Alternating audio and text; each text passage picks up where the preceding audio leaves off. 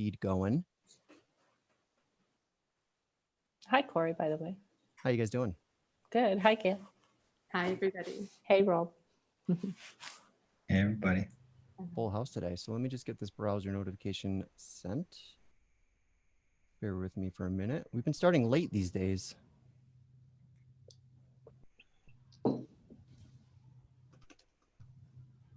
So to everyone who's watching us right now, we're going to start in just a minute.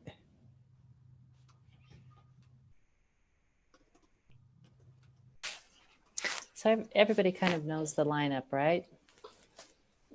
Think So Corey will welcome and we'll say hi. And then Gail is going to just introduce us to the idea of anti-fragility. Deb is going to share with us from her experience in Australia. And then we're going to do a practice piece, Rob and I together. He'll talk about the importance of embodiment in practice, and I will lead people in a transmutation of emotion. So those together. Beautiful. And Diane, you can repeat all that in just a moment when we set up the show. Okay, great. Let's get that. Okay, so that's going out. Let's pause that. All right, we are live. Hey everyone. We've got a full house today. Good Lord. Diane, how are you? I'm great, Corey. Nice to see you. Yeah, Glad nice to be to here. see you. Yeah, totally. First show of 2020. This is great. Yeah. We are joined again by Rob McNamara. Rob, what's up, buddy? Hey, everybody. Hey, Corey. Good to see you, man. Gail Well, Hochachka, Hi, Corey. Nice to see you. thanks for doing this again. Absolutely. And we're joined today by a really special guest, Deb Collins. Deb, how are you? I'm well, thank you. Well, I had a little skiing fall, but apart from that, I'm very well. Thank you, Yeah, Corey. and we'll Yeah. we'll talk about that in just a minute. I think today's show is going to be pretty awesome. We've got a really great topic for us to discuss today, which is I think a really important topic for not just the Integral Project as a whole, but for all of these continuing conversations about climate change and wealth inequality and just really all of these really nasty life conditions that we're dealing with today, all of which are sort of culminating into this increasing need, I think, for genuine integral solutions. It's actually kind of exciting in a certain kind of way that we're actually beginning to see these life conditions coming online in such a powerful way. A little bit scary, but also a little bit exciting. So today what we're going to be talking about is the concept of anti-fragility. And I'm excited for this. I think that this is going to be a really rich discussion. It's, the concept of anti-fragility in general is something that I've seen a lot of integral folks talking about over the last couple of years. And I actually just recently picked up the book that sort of made this a household name. And Gail, I look forward to you sort of introducing the concept and having a little bit of back and forth. But speaking of anti-fragile, Deb, you are here joining us today after a bit of an injury. And I'm just I'm so appreciative of the anti-fragility that you're leading with today by joining us. So thank you for being here. It's a pleasure. Thank you. Yeah. And Diane, did you have anything you want to say just to sort of set things up today? Well, first of all, I just want to welcome everybody to the call, wherever you are around the world. Thank you for joining this podcast. As usual, Corey does an excellent job of facilitating us through integral perspectives on lots of different issues. And that's really the intention of the call is we wanted to kind of bring a different lens to maybe some of the issues that usually are involved in our social justice conversations, with diversity and equity, inclusion style conversations. Conversations about climate, of course, are very important. And he was talking about economic justice recently. And so the whole idea is to invigorate these conversations with integral perspectives. And so we've been inviting other people to join us who are bringing those points of view. And that's one of the reasons that Rob and Gail are on the call. And Deb is actually going to dial us into what's been happening in Australia, because Australia is her home country, and she happens to be in the States right now, so the timing worked out for her to join us. So we're going to visit the idea of anti-fragility, which Gail's going to lead. Then Deb is going to talk to us about Australia. And then Rob and I will move into the importance of practice. So we want to have our integral ideas, but then we want to make sure that we translate those into practice so that we actually can practice becoming anti-fragile during this time. It's beautiful. How's Yeah, that? so really, we're going to be talking about, I mean, what it comes down to basically is anti-fragility in all 4 quadrants. Yeah. Um, Great. which is obviously something that we need more of these days. So you picked up the book, Corey. I did, yeah. I didn't make it very far into it. It's dense reading, but I'm really impressed with what I've read so far. Gal and I were talking a little bit offline just about how sort of infuriating he is as a writer. He's such a good writer, but he really knows that he's a good writer, so he's kind of in love with his own voice, I think, in a certain kind of way. But I think he has this sort of brash style that actually forces me to kind of cultivate my own anti-fragility as I'm reading. Because I'm going, oh, what a fucking asshole! I can't believe he said that. But no, it's a good, fascinating read, and and what's his name again? I watched him on YouTube. Go ahead, Gail. Nassim Nicholas Taleb. Is that how I pronounce it? This is what the book looks like. Nassim. Great, thank you. It's really interesting stuff how he introduces the concept of anti-fragility, which Gal will describe in a second. But I really also appreciate the sections in the book about the ethics of anti-fragility, which I think hopefully we'll get into in just a little bit. Mm-hmm. So, Gail, you want to introduce us to this idea and why it's starting to be important? Yeah, and I think it would be really nice if actually Corey and I could both kind of toggle back and forth with this, because for me it is a new term as well. But I think just to pan out for a moment and just have our listeners and even ourselves reflect on our own experiences in life. Often things that are challenging and present stressors that one has to meet. If you can get through that, then often you come away stronger. And so, I've noticed this both in my own life and, folks around me. I've also noticed it in terms, because I spent quite a lot of time working and living in the global South, where there are multiple stressors that are kind of constant day-to-day realities. And I would, this is now going on almost 17 years. I would always kind of be immersed in these contexts and wondering how it was that people were meeting those, I would call them minor adversities through to intense adversity and meeting it, and what that was actually facilitating in these communities and places. And so when I found this term, it helped me understand why it feels like, if someone or systems that are kind of embedded in comfort and never have to really, there's nothing really pressing on them. They actually, in a way they become weak.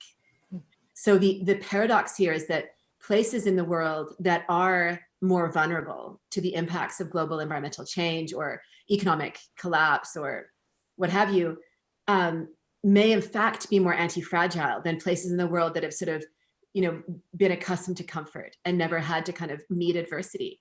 So building from that sort of reflection, the idea of being anti-fragile is this phenomenon where you've become strong through adversity. So you gain from disorder instead of kind of breaking down.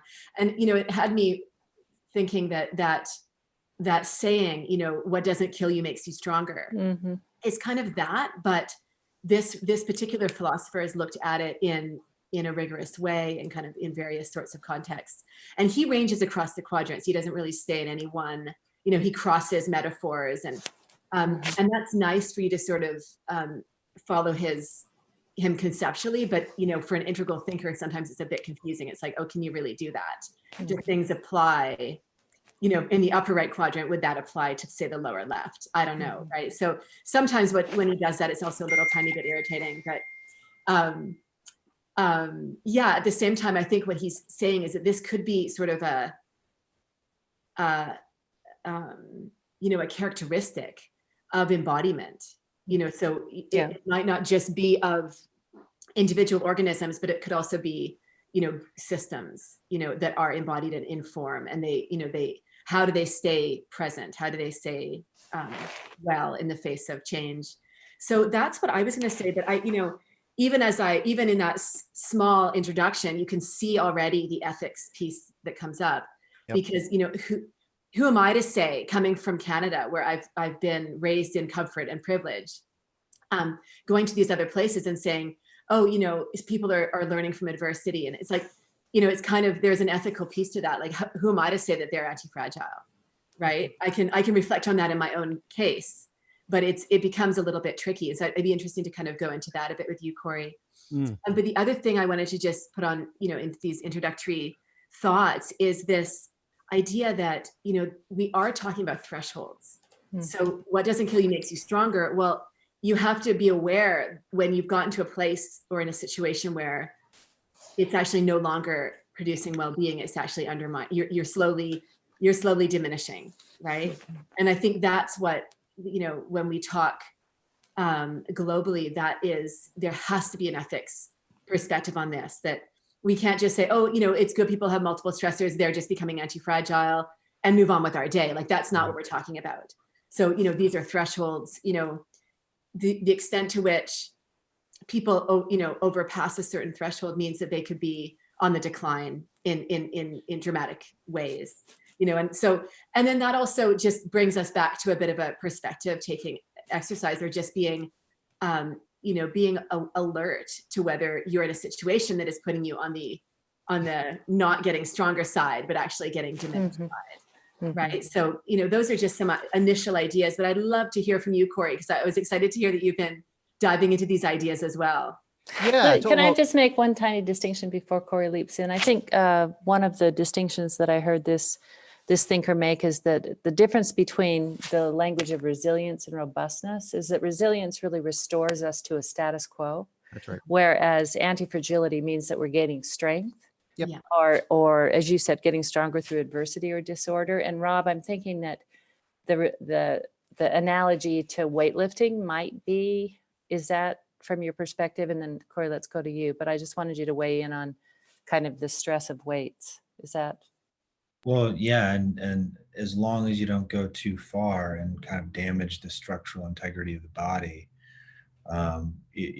the practice of loading the body and lifting weights is precisely that. We're breaking things down, and a more robust capability is developed through the process, particularly when you couple that stressor with the right nutrients and the right rest recoveries.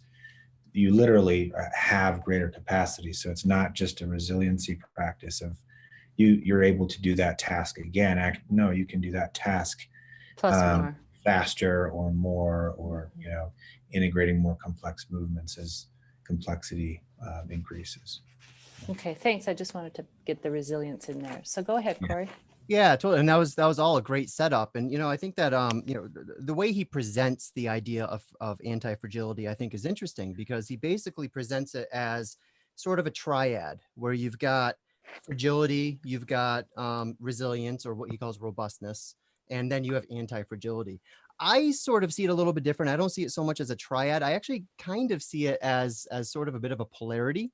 Where it feels to me like fragility and resilience are sort of have this polar kind of relationship with each other, kind of related to something like chaos and order, maybe, where neither are really inherently positive or negative. Both can be positive, both can have positive or negative consequences depending on how sort of near or far away it is from its other pole. But just because something is fragile, that's not necessarily a negative. That's not necessarily a negative thing to say about it. Just like saying something is resilient isn't necessarily positive.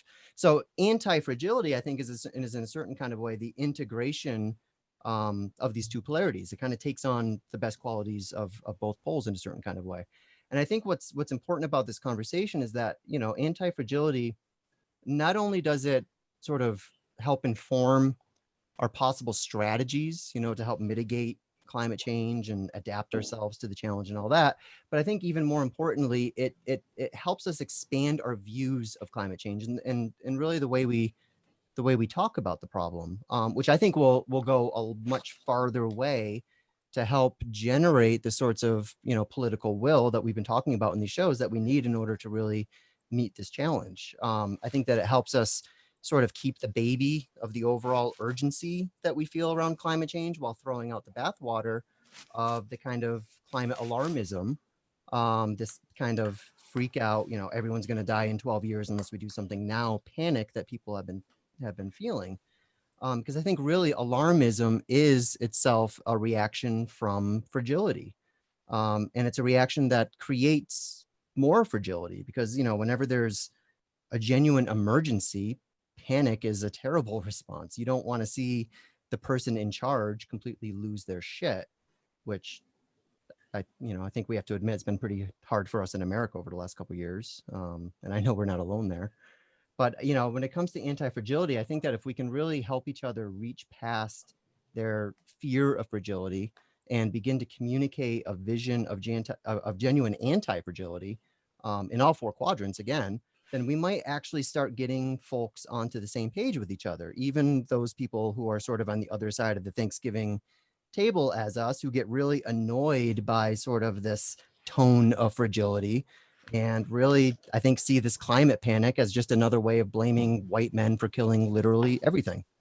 So I think having a more sort of grounded, anti-fragile response is actually going to help convene more political will and more shared reality so that we can actually begin doing something together about this problem. Beautifully said, Corey. Yeah, I think that there's quite a different sense of the possible when we talk about resilience. It's actually comes from the physical sciences to kind of bend back into the same shape, you know, versus adaptation, which is kind of trying to adapt to the new conditions, but it's kind of under the circumstances that have made new conditions, if you will. And then there's transformation. Now, transformation, we're all about it in the integral community. I think it's really it will be a central feature of the remaining years of our lives, I believe. Yet that's different, again, from anti-fragile. Right. You know, and what I loved what Rob was saying about, you know, in weightlifting, you know, when you're actually building strength, how do you build strength?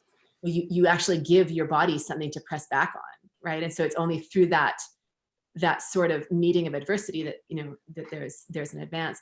Well, the same, you know, some of this term has relationship with post-traumatic growth, which is these instances in psychology where individuals who were found to, after a traumatic moment, they didn't have post-traumatic stress symptoms, but they had this greater rebound effect where they were actually doing better than they had in certain categories.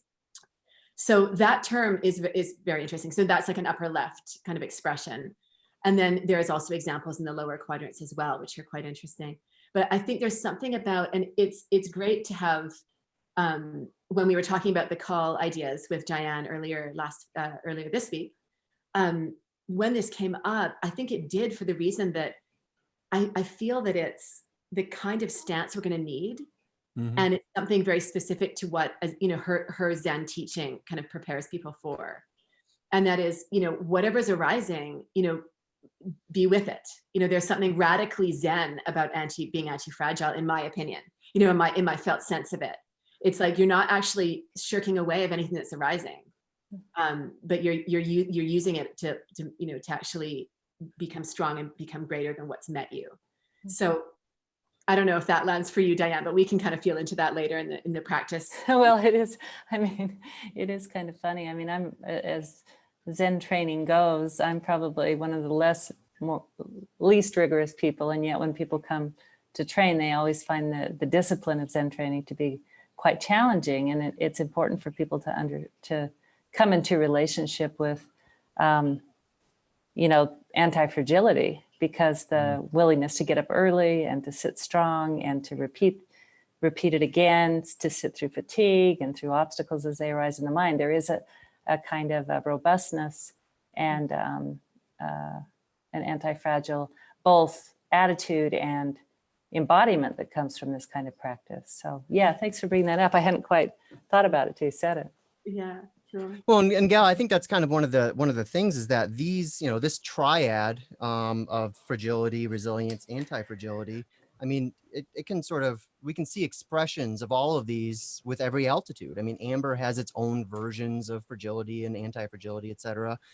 Orange has its versions, green has its versions, but there's something about, I think, talking about anti-fragility from an integral perspective, because, there is this sort of this access to meta awareness. There's sort of this stabilization of things like witness consciousness, which we're talking about right now, all of which I think help teal and turquoise altitude sort of uniquely contribute to this problem, especially as we're talking about climate change, because obviously I think the main sort of climate change is being primarily communicated right now by the green altitude, which makes sense. Green is really, really good at sort of sniffing out these problems and sniffing out these fragilities. I think the problem comes is that the left in general is really using fragility as its primary lens that it's enacting the world through. So everything feels fragile all the time, which, I mean, yeah, certain things really are truly legitimately fragile. But I think that, when it comes to, conversations like these, where we're trying to, find a way, an integral way of sort of orienting to these problems, there is a natural anti-fragility that comes online. And it's not to the exclusion, again, of things like fragility or resilience, but there's just something natural that starts to come online that I think makes integral a really important, it gives integral a very important seat at the table here. Because, again, I really do think that when it comes to just the overall problem and how we're talking about it, how it's playing itself out politically, we're sort of smeared between these two extremes. We have extreme fragility on the left, and then we have extreme resilience, which you can call resilience, on the right. And, resilience by any other name. When a senator walks into Congress with a snowball and says, this is proof that global warming isn't real, you have to admit that's its own kind of lunatic resilience in a certain kind of way.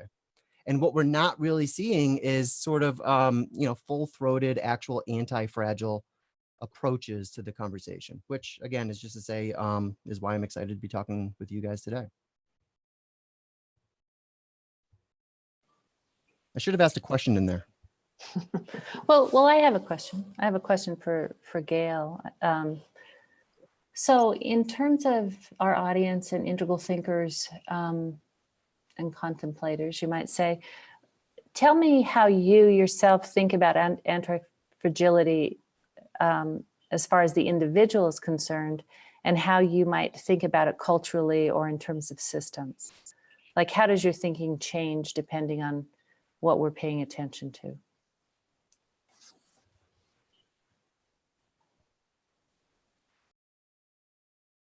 Oh, Gal, I think you might be muted. Oh, there we go.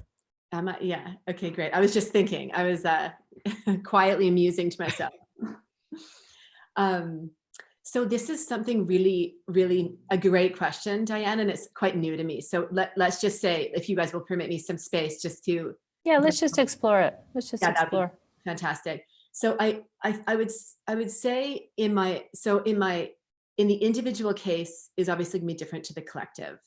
And we've said a couple of things already about the individual, but in terms of the collective, more features come in. And I because I've been tracking this for a while, not knowing what the term was, and now in some of the research I'm doing, it's actually, now I have use of this term, so I'm kind of testing out how far it kind of will hold. But I think that there's something to be said for, okay, put it this way. A community could be a well-adapted community to climate change, but that may be primarily in sort of technical ways.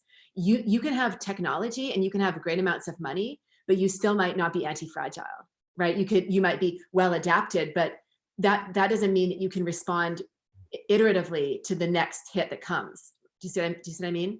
So there's something of like a collective trajectory or conduit in which, as a group, collectively, you've sort of met and wrangled with adversity, and you've done it in some sort of way in which the history of that, and really the karma of that, but in a good sense, is actually integrated into who you are as a group, who you are as a people.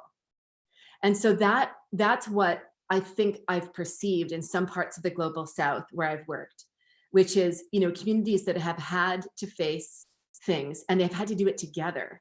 And so they've kind of gathered up this. I mean, if you think about it in terms of the weight training room, what's happening for an individual to lift weights? What's the equivalent of that in social groups, right? So a social group has had to collectively meet something and coordinate how they're going to deal with it. How are they going to problem solve together? How are they going to support each other mutually? How are they going to wrangle with greater equity in markets that had them at a disadvantage? How are they going to avoid political repression or create space for, for safety in such a situation, or, and so forth? How do they do that, right? So these lineage streams, I kind of sense them as like some sort of, interpersonal conduit. And so it's not visible. You can't see it, but you can sense it, right? So something that leads a region or a group or a community or a family to that in its collective form. And then there would be exterior collective, lower right forms of that. And I think Taleb is better on he's done some work in economics. I think he's probably got some better examples than I do for anti-fragile systems. But that's what I would say about the collectives. It's, the reason I find it compelling is that, as Corey was saying, we only have so many narratives out there about climate change, and they're not very creative, and they're not very generative. Right. So, if we could, I'm constantly kind of exploring what would be a more generative narrative, because you can find a narrative and like kind of live within it, and it can get you great lengths to a solution simply by just choosing your narratives carefully, right?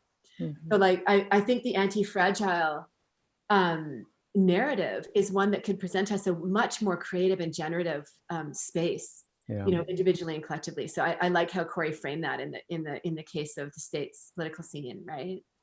Yeah, and Gal, and also I know that he actually says that, if I'm remembering this correctly, individuals are fragile, collectives are anti-fragile, which was a really, really interesting distinction from. Now, he's not playing the 4-quadrant game, obviously, but I can see what he means by that. Absolutely. And it's beautifully phrased. And I think, one of the important things that you're really leading us to, because whenever we're talking about anti-fragility in the collective, in the lower quadrants, we have to talk about ethics. Yeah. And this is one of the things I really, really appreciated about his work in the book, because, again, anti-fragility, these terms can be enacted in so many different ways, sort of up and down the spiral. And the way I see some people enacting it, anti-fragility to them means like this sort of isolationism, like we need to withdraw and we need to take care of ourselves, and those guys will figure it out. We need to really focus on ourselves, and that's where we're seeing a lot of nationalism and the return of a lot of regressive views, I think, that are sort of reshaping politics as we know it today. But in the book, he starts actually talking about the ethics of anti-fragility, which I think gets us out of sort of that quagmire. And one of the things he says is, here it is: the chief ethical rule is the following: thou shalt not have anti-fragility at the expense of the fragility of others. That is such a great line, because that's obviously, when it comes to climate change and wealth inequality and all of these massive injustices that we're playing with, this is what got us into this situation in the first place. And this is why I think so many people have begun really kind of crying for some sort of top-down total systemic change. It's what our neoliberal economy is sort of based on in a certain kind of way: externalizing losses, externalizing public harm to to welfare, externalizing really all of the downsides of extreme volatility while they're hoarding all the benefits. I mean, this is, he actually points to in the book, this is literally what caused the 2008 crash. He says, never before in history have there been so many people without any skin in the game whatsoever who are benefiting from volatility and from chaos, while everyone else just gets sort of, the shit end of the stick there. And, I think what's really important about this ethical piece, Gail, and the rest of you, is that, I think it helps us answer the question of, okay, so why aren't we really doing something about this? Why don't we see the pitchforks and the guillotines on the street. And I think a lot of it comes down to the fact that most of us are participating in the same sin, right? I mean, we're enjoying these comforts that themselves are sort of insulating us from this fear of fragility. They even give us the illusion of anti-fragility, but those comforts are coming at the expense of the fragility of others, mostly third world countries and the planet itself. So this I think ethical rule that he brings out, thou shalt not have anti-fragility at the expense of the fragility of others, is critical here. Well, I'm highly aware that Deb's joined us, and I think as we're talking about this and being from Australia, it's a very, I guess I'm wondering, Deb, what your response is, and if you wouldn't mind sharing with us in your own mind the fragility of what of what's happening on your continent, and also what you see as the potential for anti-fragility. What's happening for you, Deb? Yeah, I think what's really coming up for me strongly in this conversation really is the anti-fragility displayed by the collective of Australian people and also the world, because the world has really come around us and supported us in financially, and sent a lot of firefighters, came from Canada and the US and New Zealand and other parts of the world very quickly. People came literally 2 days before Christmas and were going to spend their Christmas from Canada on the ground fighting fires in Australia. So, that sort of stuff was very heartwarming. So there's been an incredible community coming together. And I think, as communities, we are good at that sort of first response, like we're good at first aid. We kind of show up, we can mobilize quite quickly around that sort of stuff. What is coming up for me in the conversation is, how do we talk about the environment being anti-fragile? Because we can talk about being anti-fragile, and I think it's a fabulous direction for us to build capacity in. But what we've seen happen in Australia is totally unprecedented, I think, in the world. Like, I think it pales the amount that was burnt in the Amazon recently. And if you put what has happened in Australia on a map of the USA, I think it would be hundreds of cities and scores of states would have burnt. It's that massive. We're talking about we've only got 6 states in Australia, and 5 of them had fires, and we've got 2 territories, and one of those had radical fires. So we've seen a burning like we've not seen before. And some of the fragilities that have come out about that, like, so 14 million acres for a start, whole national parks, not just parts of national parks. So and it was interesting when Rob was talking, because we've got a resilience capacity in Australian native forests. They require a certain amount of burning for many of the seeds of some of the more endangered plants, and also many of the native plants to actually reseed and regrow happens from fire. But that fire is at a certain temperature. And what we've seen happen in Australia is these fire infernos, basically. So one of the ecological concerns is that we have burnt the ground so harshly that the seeds themselves have vaporized to ash, that the seeds aren't there anymore. What we're seeing in terms of animals is, I think it was the University of Sydney estimated 1 billion animals. I was putting it more at 1 trillion if you include, the lichens and the birds and all the bacteria and the worms and the whole sphere of life. Now, where's their resilience? Where's their anti-fragility? They hide out. Some of them would have survived. Many of them haven't, and the images have been horrific. Many of them are quite, like koalas, are very slow moving. And many forests, as I said, everything's burnt, every tree, every leaf. So even when the animals hide out and survive the fire coming through, then they come back to the, then their whole habitat's lost. Mhm. So how Their do food we- sources, and yeah, Yeah. their food sources. So, you know, I think at the moment we've got a terrible record on endangered species and losing and extinction. And as you probably know, we've also got extraordinary creatures, you know, that aren't seen anywhere else in the world. We've got over 100 threatened species, and they think that those threatened species could have been lost in this. So these events, and this is not, you know, this started in September. It got incredibly serious. You know, it started in September, very early bushfires. We had over 100 fires a lot of the time through November, December, or they just were jumping containment lines, jumping roads, jumping up cliffs, joining up into huge mega fires. We had a small respite about 2 weeks ago, and now it's all started up again. It was 43 degrees the other day in Sydney, which to calculate that is 122 or something in Fahrenheit. So this is ongoing.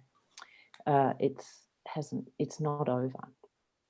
So yeah, my interest is in around the fragility of the ecosystems. They say it will take 100 years for us to rebuild some of those ecosystems, and yet the rate at which Australia logs native forests and mines in other areas, I can't see that we've got 100 years of life-sustaining effort to make that happen. So, you know, there's incredible grief, I think, around Yeah, that. the other question I've had when I've been reading and listening to these reports too, Deb, is that, you know, the recovery of the ecosystem depends on rain.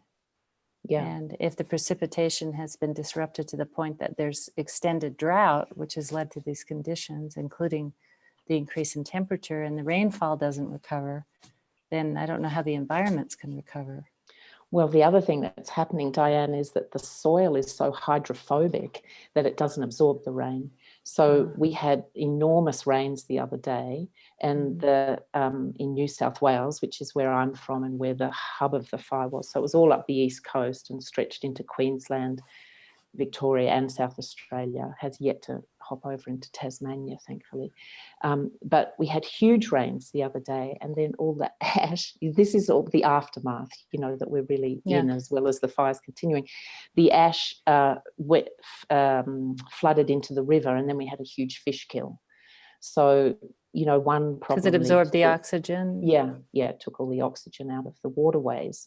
So, you know, we've got one problem after the other, really. And, you know, from a systemic point of view, we have not listened to Indigenous fire wisdom, which, you know, Indigenous people have been on Australia, the island, for 40,000 years. We haven't listened to their fire wisdom and how they burn, which is quite fascinating. We've got a very reduced time in which we can burn now because of the extended temperatures and stuff. So, you know, I think what we're seeing in Australia is you know, I mean, it's real there. It's not a concept. Climate change is not a concept anymore. And it behoves us, I think, to really think of that as a kind of a case in point and how to really work with this. As Gail was saying, you know, when we come from these, and I would totally we would line up with Canada on the fact that we've got pretty soft. You know, there's plenty of people who protest and want to save the environment, but there's plenty of people, a hell of a lot more people who don't give it much time at all. And we've got very soft. But no issue, I think, has really taken the country by the throat, probably since the Vietnam War, as these events, these fires. So, you know, in that there is some collective hope and resolve, I think, to really make something happen, make something change, make people sit up and do things differently. Yeah, and I think that's the opportunity, is how this tragedy can catalyze anti-fragile responses. You know, and it's I think one of the most infuriating things about this story, which is just absolutely heartbreaking, is, you know, Mother Nature has perfected anti-fragility, right? There's nothing more anti-fragile than ecosystems. I mean, we can have entire woodlands burn down. They're supposed to burn down. They're supposed to recycle and rejuvenate themselves, and this is part of the very natural cycle. The issue is that human fragility, the fragility of our own self-organization, has become so pathological. It has actually destabilized what should be the most anti-fragile systems imaginable, such as the Australian ecosystem. It has turned it into a fragile system. And that's disastrous. I mean, it only I think underlines the case of how the consequences of our actions really do ripple out. The actions that we're conscious of, but particularly the ones we're not conscious of, and how we've allowed ourselves to create this massive top-heavy destabilized system that is only perpetuating these kinds of fragilities. But the good news is, I think that it's a wake-up call. I mean, we just saw an entire continent burn. And as you say, there are very real limitations as to what the next 100 years looks like. Well, Corey, it might be interesting to just ask Deb how the public is responding in the government, and are you seeing shifts in terms of how people are relating with climate change as a phenomenon? Because I know there's plenty of climate denial in Australia, and I know Australia is also highly dependent on coal, correct? We're the largest exporter of coal in the world, and I think it's the largest export earner. So, but I mean, somebody explained this to me. It seems that we also subsidize the coal industry to $34 billion a year, like $1,400 per person, per inhabitant of Australia. So we subsidize the coal industry. I don't understand that. I don't understand. I don't understand those. But we've got an enormous attachment to coal, and we've got very strong lobbyists. And we're about to open the biggest coal mine in the Southern Hemisphere, owned by an Indian company called Adani. And it's going to be in the Galilee Basin, which is connected to the artesian water table. So, business as usual, basically. We do have a government that has denied climate change up until now. I think a couple of weeks ago, they said, yes, it is real.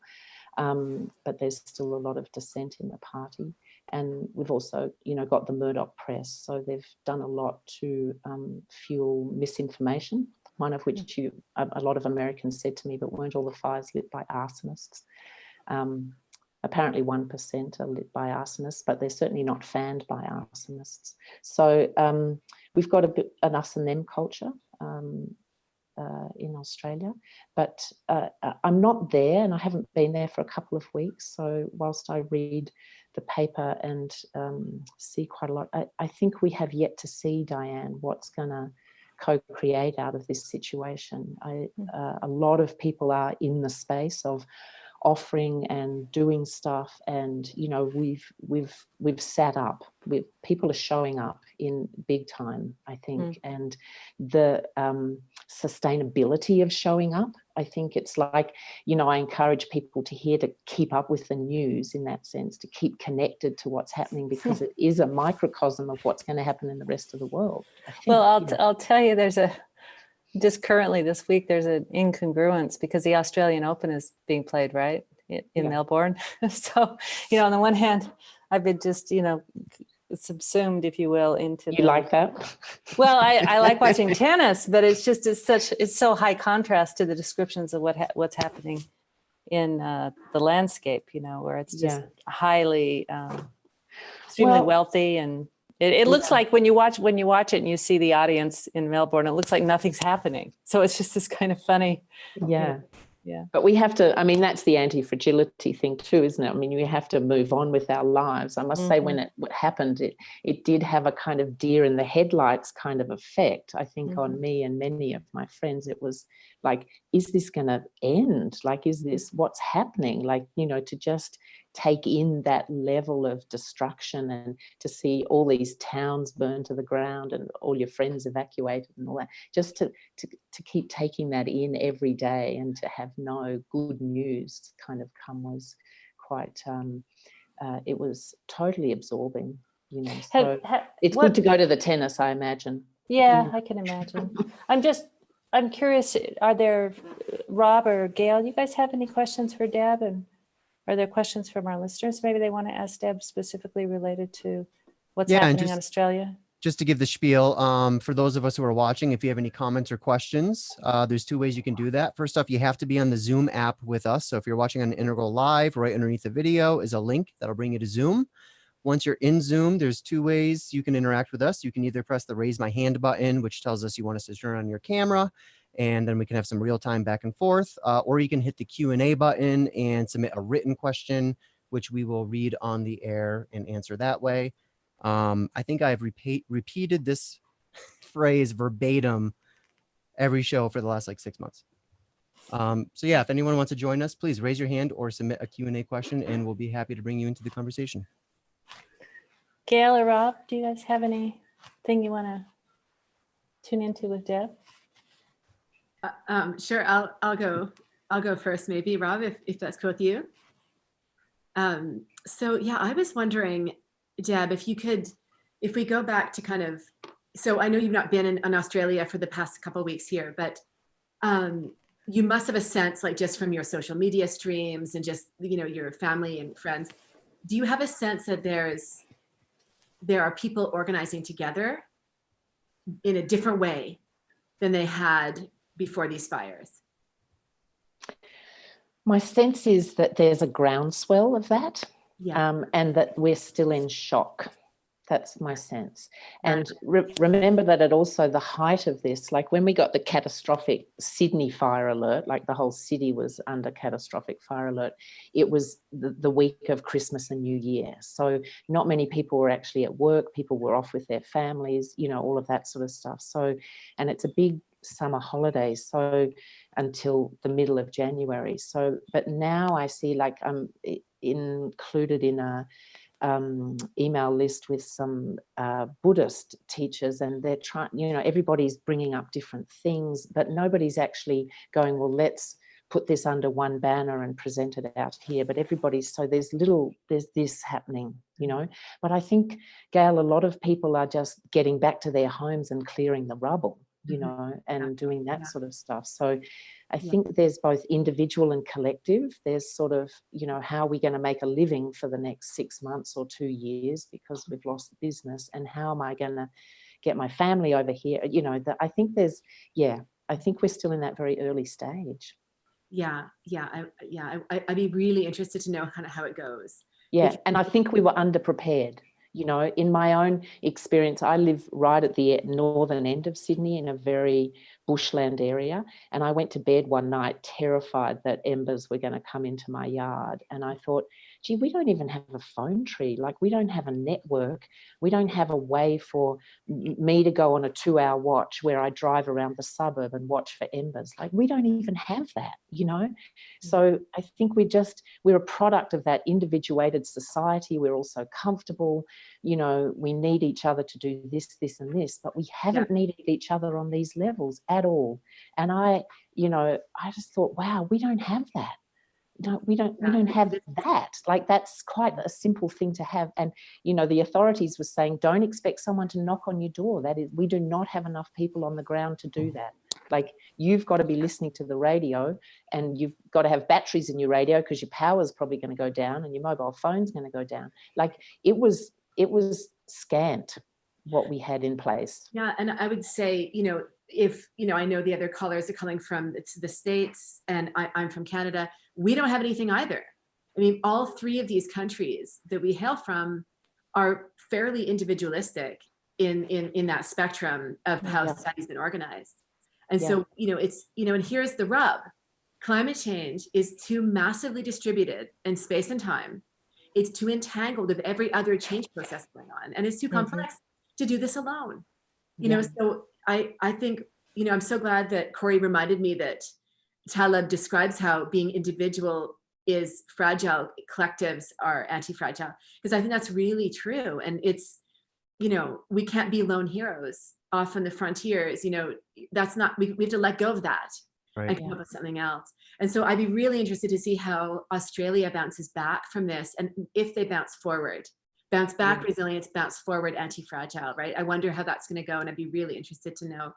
I wanted to give a chance for Rob to ask a question too. I did have a comment about the ecosystems that you were, and just their anti-fragility or fragility. So yeah, I'd love to circle back to that, but I wondered if Rob wanted to say anything. Well, as usual, my question kind of organizes around death.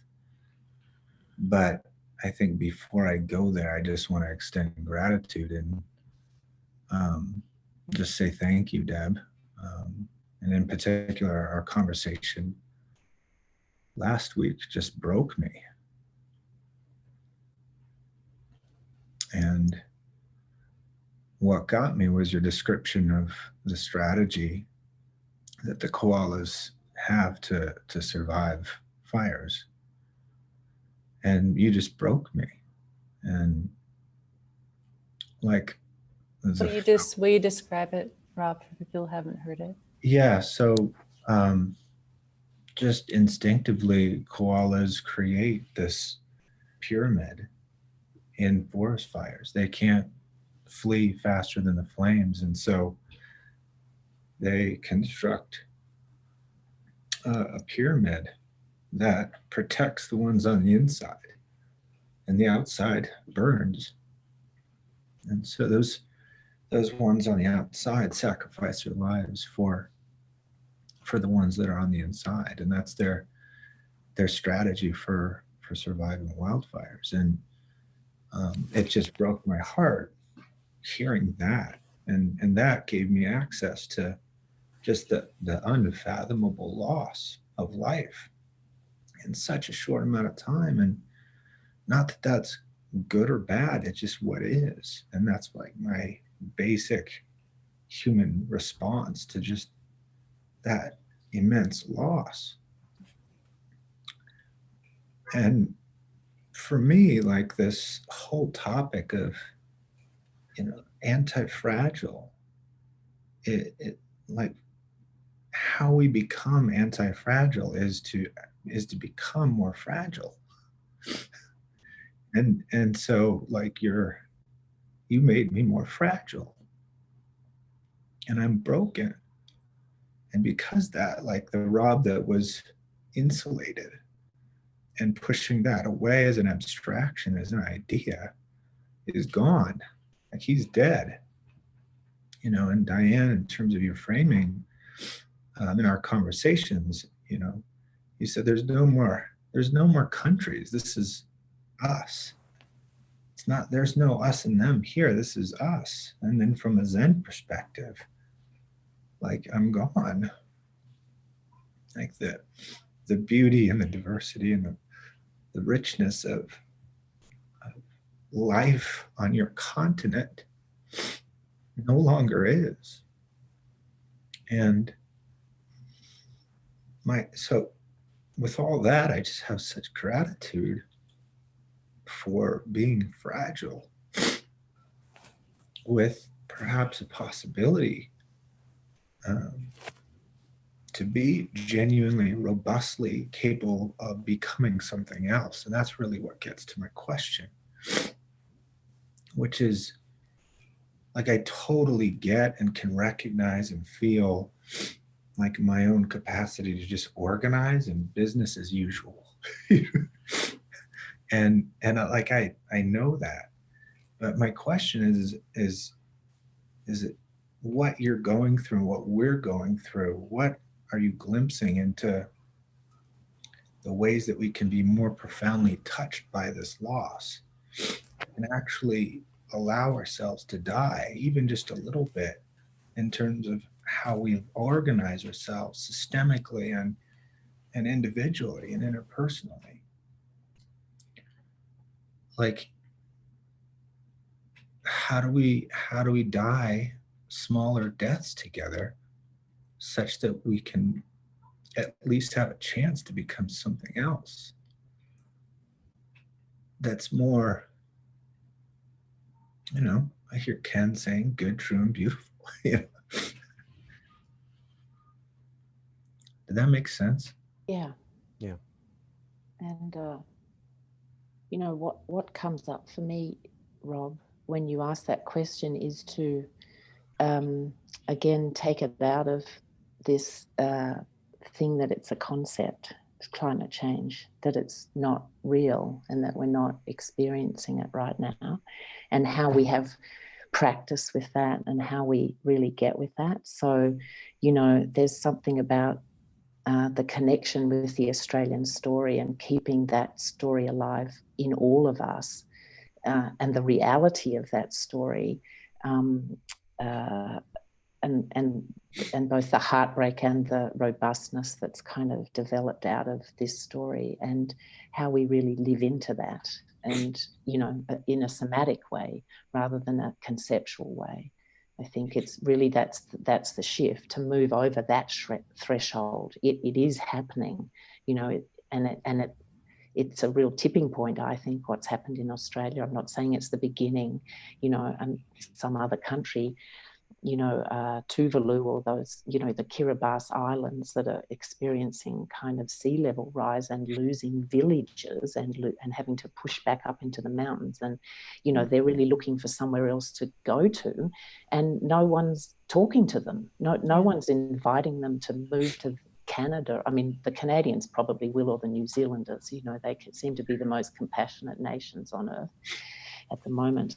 But, you know, there are real things. The Germans and the Scandinavians have done their fair share too. Yeah, no, thank you. But, you know, to get us into the realities of the situation and get on the ground with people, either, you know, literally or on Zoom, but to really reach out. And I think to me, that's part of the answer. I don't know what other people think. I'm sure there are many ways. I want to just reiterate what you're saying. And Rob, thank you for shifting the tone in a way. I feel that you just modeled an integral response, you know, which is we're mapping lots of conceptual territory that's helpful to us in having the conversation. And then you naturally included your emotional response and the embodied quality. And what I hear Deb saying is part of our challenge is to remain really embodied in terms of the reality of this. And I just also want to mention that Jakarta, of course, is extremely stressed due to flooding right now, and that Puerto Rico is another place, you know, territory of the United States that has been extremely stressed because of the storms, and then there was an additional earthquake, and because of, in my view, the U.S.'s response or lack of response thereof. So it's maybe important that, and this is where it becomes challenging in another way, which is maybe, and we can transition, Rob, and think a little bit about practice. Gail, actually, let's go back to your question around the ecosystems first, and then we can transition to practice, because I know as a teacher, a spiritual teacher, asking my community and our Sangha to engage this conversation in a sustained way, so that it's not a one-off and it's not ad hoc, that we're continuing weekly and monthly to have this conversation, and then experiencing everything that arises in the way of what might feel like fragility. Rob, you say fragility, but I actually experienced a strength in what you just did.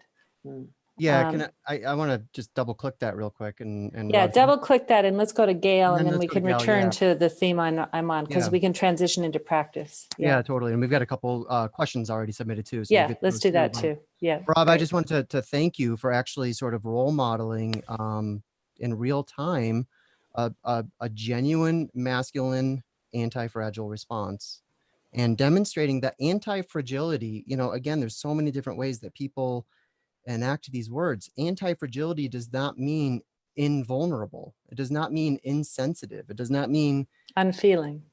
unfeeling. It doesn't mean we push fragility away. It means that we let it in and we remain present as that voltage fries us, quite frankly. And then we are able to respond to it as fully as we possibly can without pushing anything away. without hiding ourselves, without just meeting it head on. And I feel like you gave us a really beautiful sort of role modeling of that just now, and I want to thank you. So Thanks. Gail. Yeah. Yeah, go ahead, Gail. And Gail is muted. There we go. There, I'm off now. Yeah, thank you so much, Rob. That was, I mean, you kind of, in a way, you turn to what is really hard for most people, and that is just the grief. And so, you know, one reason that, well, Diane, one reason we were talking about wanting to kind of go to this topic is that, you know, what you just did is hard for people to do. I immediately had, you know, tears come to my eyes. I actually haven't looked at many of the videos of the koalas because I can't, like, I just can't do it. And so, you know, I want to be able to do it. And so it's like, and I know that I'm not alone. I mean, we can't gather together and develop that collective anti-fragility if we're turning away, right? And so that's, you know, that's one reason I was sort of wanting to, you know, just situate this in a Zen practice or whatever practice you might have of like constantly turning toward instead of away, right? Whatever that might be. And so, yeah, so I was just gonna speak exactly to that. And just when you were saying, Deb, that the ecosystems, like where the ecosystems are at and whether we've really devastated these areas that will no longer support life as we've known it, you know, and just ecological evolution carries its own rate and its own pace. And it is kind of, you know, in a way, it'll do what it needs to do. The question is, our human paced development has kind of, you know, plastered on top of that, and we're hurting beings, you know, so we may or may not survive. I trust that the ecosystem will regenerate in some form. It may not look the same. And what, in the meantime, as Rob was saying, I mean, so much loss in such a short time, some of which won't be able to be reestablished in you know, as we have known it. And so I just wanted to kind of circle back to that and just, you know, remind us of how these are overlaid evolutionary trajectories. So koalas are not going to be able to evolve at the same pace that this human paced development does, right? And so it's kind of the very beings that have had literally nothing to do with climate change are these very beings. And so they're the most vulnerable, the most, especially the ones that can't adapt quickly, like in this case, the koala. You know, I think my grief is that they're the ones we should be taking care of. Mm. You know, they're the only ones that have no voice and have had no say in this, you know. So if we could do some practice, I think that'd be great, because we need practice, and we need it, like, avenues for it in social forms, you know. And real quick before we head into practice, I just want to because the koala story just like ripped my heart out of my chest, and I'm trying to like find a way to put it back in now. So I'm going to chase the koala story with something I call the wombat chaser. So apparently one of the other stories I saw is that wombats, which are already really weird animals because they poop in cubes, and I can't understand the biology or the physics of that, but apparently wombats were allowing other animals into their burrows, and not only allowing other animals into the burrows, but were actually shepherding somehow other animals into the burrows, which is like, this is behavior we don't typically see in the animal kingdom. And this was a species demonstrating its own anti-fragile response right there, and actually opening up its burrows to other species, which is, you know, as you say, Gail, just all the more reason to actually open our eyes and look at what's going on, because there's a lot of tragedy and there's a lot of beauty that's coming through stories like this. Yeah, absolutely. Yeah, and there are also quite a few human stories too. Deb's better positioned, of course, to tell them in terms of people bringing food and water to the animals. Deb, do you want to share any of that? Oh, there was just a beautiful thing that somebody sent me where people were, I think on the Central Coast, just above Sydney, making, and I don't think that's the only place that happened, but making hampers of fresh fruit and vegetables, and then bushwalkers were actually taking them out into the forest and, you know, putting them out for animals, and there were airdrops of food for animals, and so a lot of that stuff I think will continue for obviously for quite some time. So there's been an amazing, and I think that was one of the things that broke me out of my kind of individual kind of like, this, what is going on here, was just recognizing that so many people in Australia across so many areas and developmental levels actually, you know, the love for animals and the love for nature just really came to the surface. And that's the hope that it really fueled in me too, because the conservatives diminished in that, like they were, you know, sidelined. They weren't there were no conservative heroes in the story. You know, the heroes were the incredible firefighters who were volunteers, and the people on the ground, you know, looking after animals and looking after people. So, you know, that just broke all our hearts even more, really, was the incredible generosity of all of us to kind of come to the task. And hopefully it's, you know, sustained. I always remember what Mr. Rogers says, which is look to the helpers. Whenever there's something just calamitous and tragic like this, look to the helpers. Yeah. I watched the movie that Tom Hanks was in about Mr. Rogers last night. It's a Beautiful Day. Did you? Yeah. I'm convinced he's a 20th century saint. Oh, for sure. Without a doubt. That's exactly his archetype, that he's a saint. He says at the end of the film, if it's mentionable, it's manageable, which is one of the reasons we're having these sustained conversations about climate. If it's mentionable, it's manageable. And that doesn't mean necessarily that we're not going to experience enormous change, a lot of devastation and threat, but somehow if we engage openly with one another, it's going to help us become more anti-fragile in relationship to these shifts. So Corey, did you want to take a couple of questions and then we'll move into a practice? Yeah, sure, we can do that. So I'll just take these in order. So Mark writes, fragility and anti-fragile seem to be qualities of systems. I am having trouble being clear about the distinction, but they don't seem to be opposites. The forest is fragile, but the forest fire releases seeds which allow for the evolution of the balance of species in the environment. I am in St. Louis, where the floods of 1993 created a strong sense of community in the sandbagging teams. Are fragile and anti-fragile opposites, or do they complement each other? And again, my take on that was, and it's just my own enactment, but my take was that, you know, really fragile and resilient felt like a polarity to me, and anti-fragile was sort of the integration of that polarity, but that's just sort of how I approach it.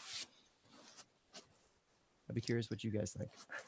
Well, my response to the question would be that I think from an integral perspective, anytime some sort of a concept or an idea arises in the mind, that implicit, even though it may not be obvious, is its opposite.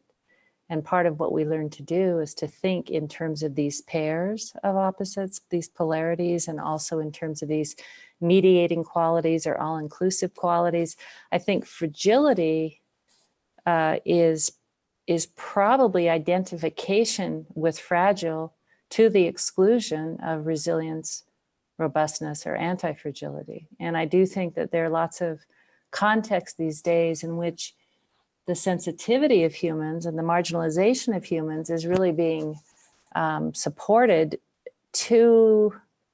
sometimes to the exclusion of our deep resilience. And so that's where the identification with fragility is quite problematic. And sometimes even the work that's being done on trauma, lots of skilled professionals and facilitators see trauma in relationship to resilience, to recovery, and in this case, to anti-fragility. But sometimes it becomes reified exclusively. So trauma is reified exclusively, and so is fragility. And that's where it becomes problematic in my mind. So the fact that these are co-arising and that we're considering kind of the entire interaction of these attributes of who we are is what's important to me. It's like a systemic view in a certain way. Anybody else have a comment on that question? Gail or? Please. Yeah, I would say, so in terms of, you know, this book on anti-fragile things that gain from disorder, they do position fragile, as Corey was saying, with robustness. And what I wanted to echo back to you, Corey, and also touch on your teachings, Diane, is when I read that, I heard, similar to you, Corey, fragile, and then robustness could be perceived as like, you know, an absolute, you know, so robust that you're actually, you know, in a way, no longer really in relative form. Mm.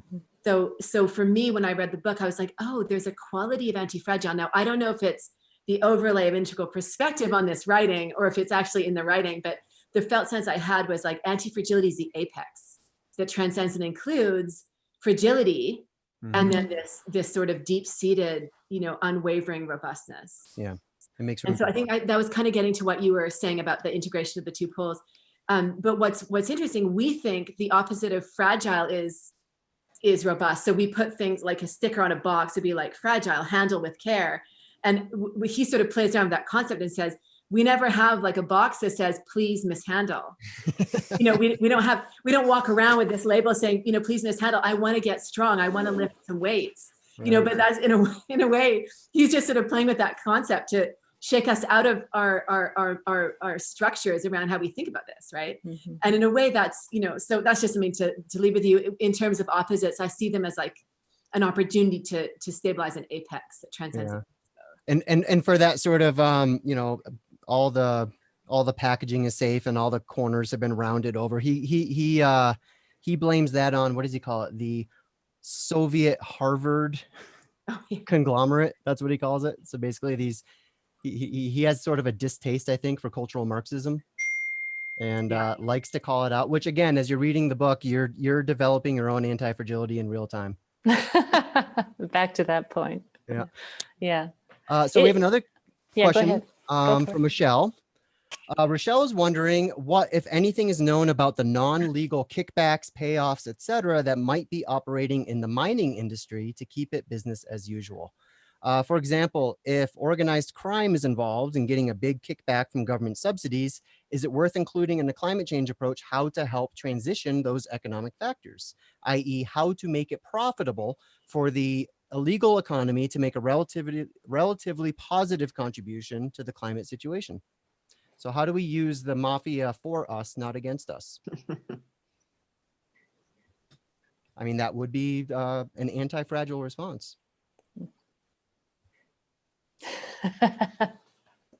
It's a little beyond my, I don't know. I don't either. Well, and the way I sort of get it is like, you know, how, But it's a great it question. really is. Great question. I kind of see it Yeah. as, how can red serve us here? That's a good way to frame it. Mm. Maybe put a little fire in our bellies. Mhm. Well, and I think that red, I wonder if the person who asked the question has an idea about it. yeah, maybe. Rochelle, if you want to hop on camera and have a little back and forth with us, just press the raise my hand button. We'll turn your camera on. Anyway, what were you about to say, Corey? Go ahead. Well, I think that there's sort of a, in a very kind of undifferentiated way, red does have an attraction to what it would certainly describe as anti-fragility. I think that there's a sort of a intuitive pull in that direction in a certain kind of way. Red definitely hates fragility. Red isn't very good at building resilient systems, but red can be pretty good at sort of adapting moment to moment as it needs to in a certain kind of way. Again, in a very undifferentiated kind of way. Mhm. Yeah. Well, I think Oh, Rochelle's got her hand raised, so let's bring her on.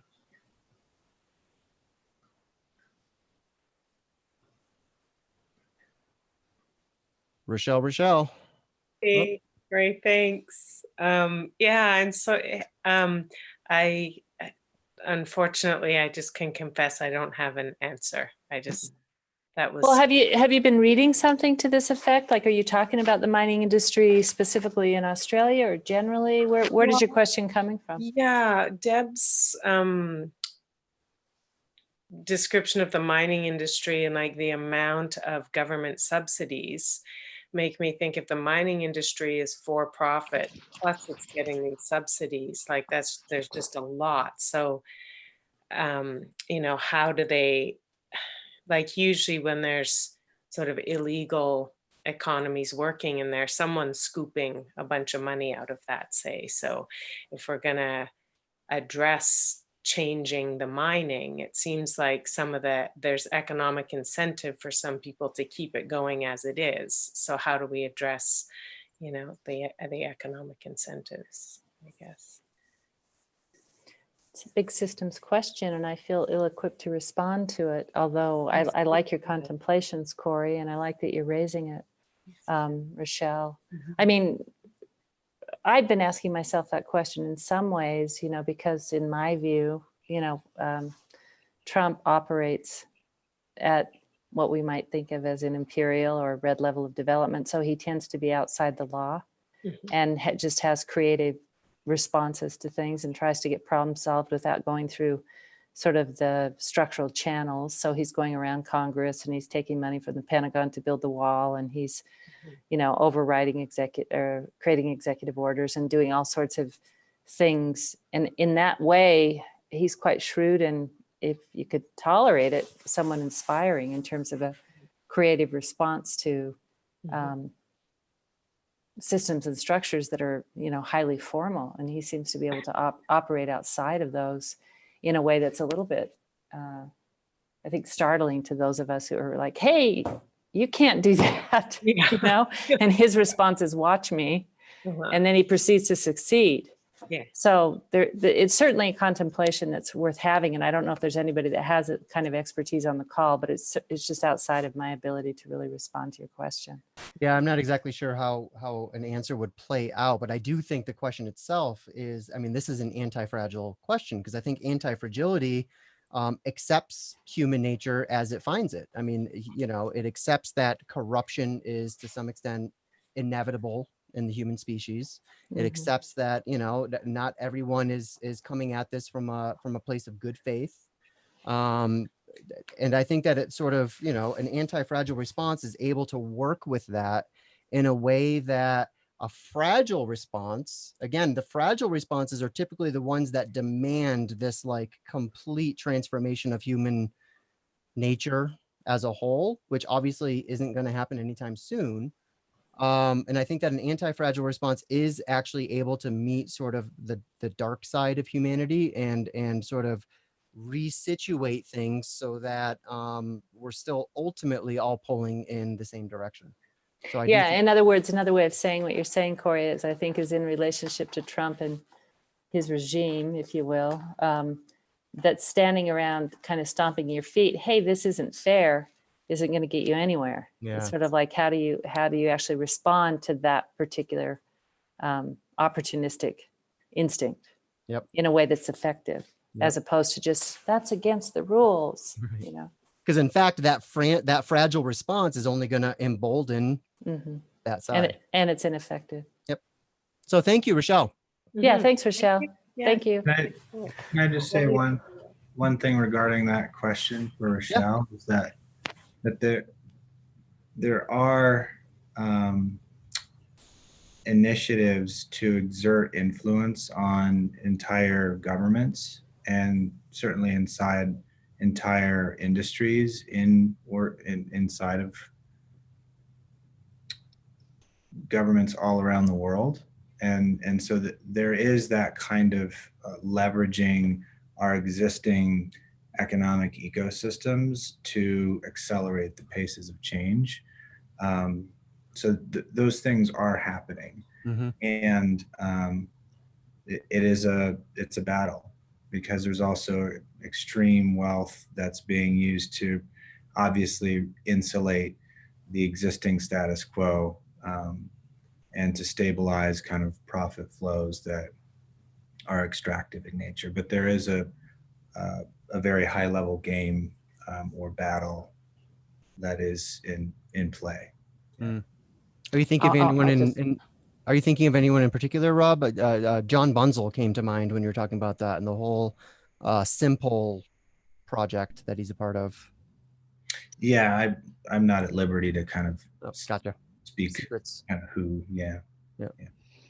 I was just going to throw in that one thing that's really slowed down the Adani coal mine, which is this huge coal mine that's trying to commence in Australia has been pressure from shareholders and, organisation from groups like 350.org and Market Forces to actually get shareholders to really, and the public at large, to really put pressure on corporations not to fund certain parts of that development. So that's really slowed things down. Hasn't stopped it, but it's slowed it down for sure. All right. Well, thanks again, Rochelle. We got another Well, why question don't- from. Oh, do can we want we- to fly? Yeah, we have two more questions we can fly through if you want to. Let's fly through them. I'd like to at least spend a little minute in meditation to No, I think, yeah, me too. restore some anti-fragility. Amen. So Lynette says she's very moved by Rob's response regarding the koalas and how the outside creatures gather and protect the inside. I didn't catch the earlier conversation, so shall listen, but if you haven't already, could you speak to how to help address, respond, build inner capacity to hold it all, and heal the individual collective trauma emerging out of past and current climate crises and disasters? How can we scale existing trauma treatments to help treat groups in larger and larger numbers? Great question. I'm just wondering if some of these questions, I'm not sure about the second one, but I'm definitely the one that Lynette just asked. In a way, it takes us into practice. I mean, Yeah, that's it does. Literally should have read that question second. yeah, it's a great It would have been a much better transition. Their Yeah. question.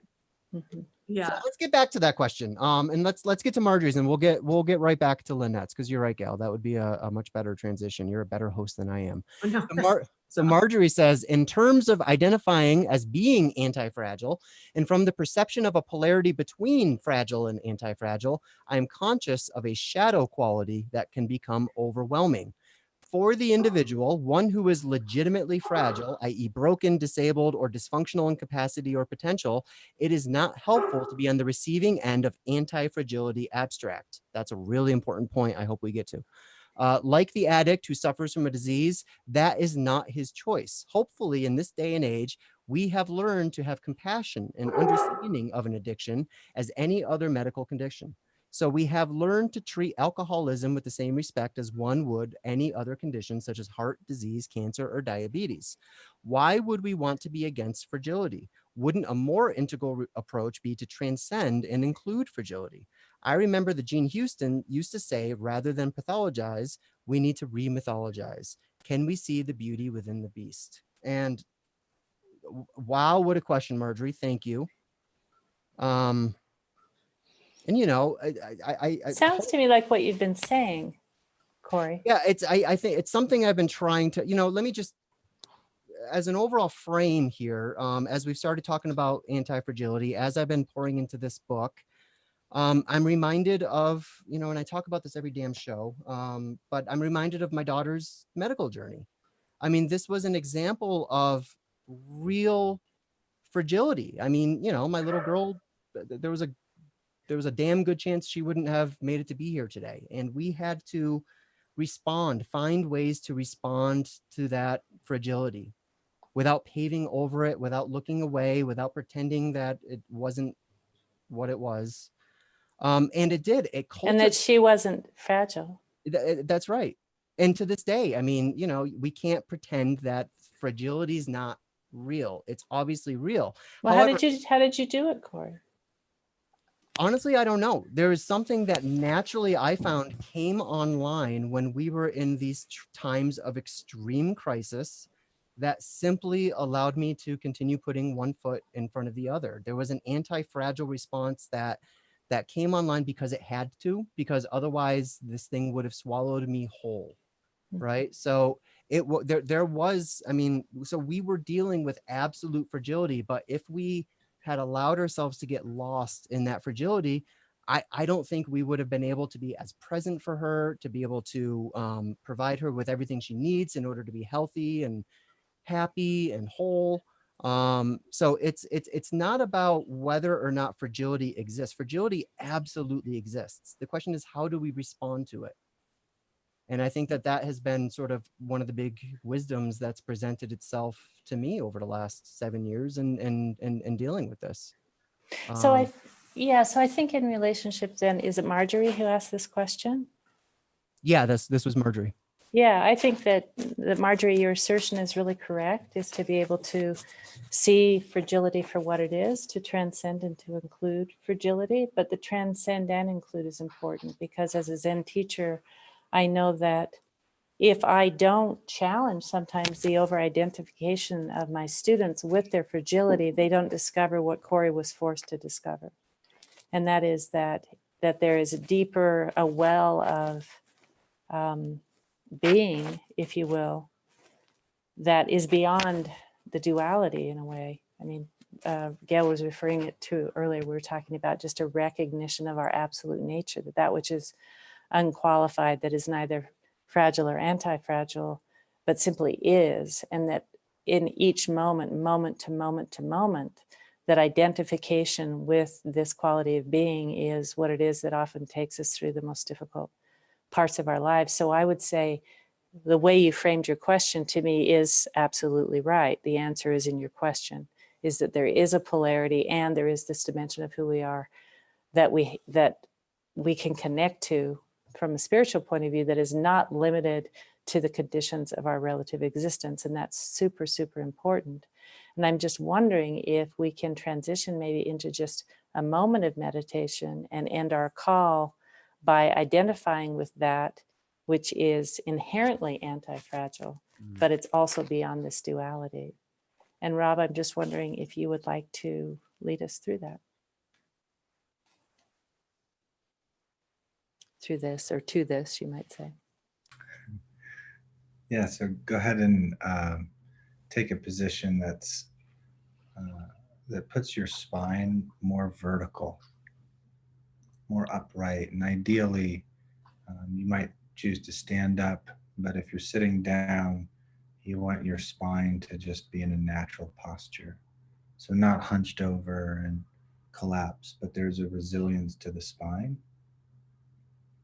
And just go ahead and rock from side to side and a little bit from front to back, and just kind of find the midpoint where you're balanced. And from there, taking a deep breath into your belly and lengthening the exhale, and let your spine grow just a hair taller as the crown of your head reaches up. Then relax your face, your shoulders, and your belly, and your breathing.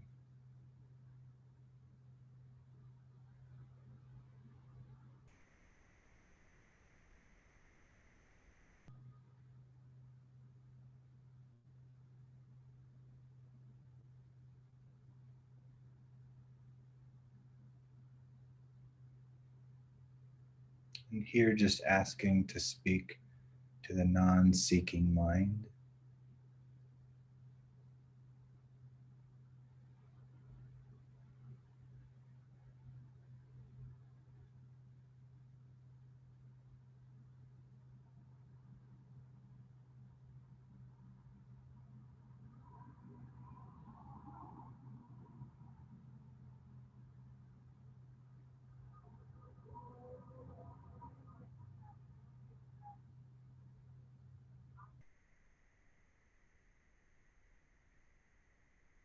Just allowing your body, your heart, and your mind to just settle here as the non-seeking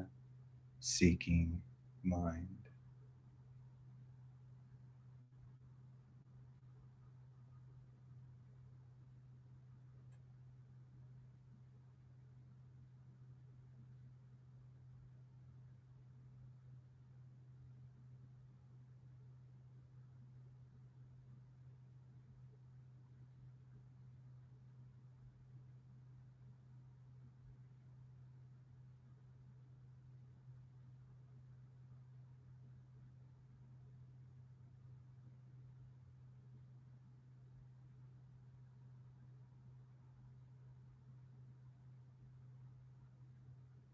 Taking one more deep breath in and lengthening the exhale. And that puts us at half past. So I'm going to hand it back to you, Diane, and you, Corey. Thank you, everybody, for being on the call. Deb and Gail, Rob, thank you. Corey, thanks, of course, for hosting. And thank you, everybody, for joining. And I'll give it back to you, Corey, to do Yeah, the thank official you. close. Yeah, thank you, everyone. This was such a wonderful show and such a great way to I'm just going to go float through the rest of my afternoon now. Thank you, everyone. And Diane, thank you especially for, just showing up the way that you do and for putting so much thought and time into this series. It feels like we're doing something really special together. And I deeply appreciate you. And you, Deb, and you, Gail, and you, Rob. Thank you guys so much. Thank you. You're some of the best people I know, and I love you very much. And I hope to see you guys all again next month. Bye, everybody. Thank you Bye-bye. again. Thank Thank you you. again. Thank you.